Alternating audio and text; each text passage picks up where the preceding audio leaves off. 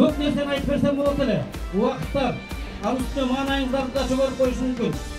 Азыр бюджетибиз какшып турат.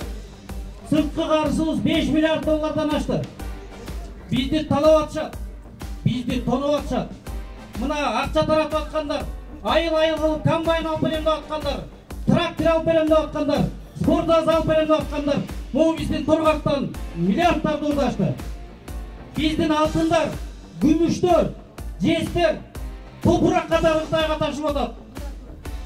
Сырттан келген кымбат телефондор, телевизорлор ушу таможнядан, ошо контрабандисттердин колу менен байпак деп оформить кирип атат.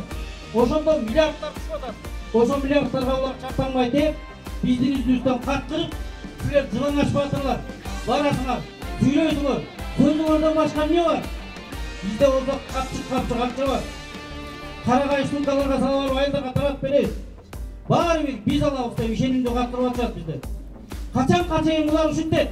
Мына мен 36-га чыктым. Мен 1-чи класска эстегенмендик алганбыз. Ошондон бери канча шайлоо өттү. Шайлоонун баары арак менен өттү. Акча менен өттү. Алдамай менен өттү туугандар. Биз мындай жашоодон тажадык.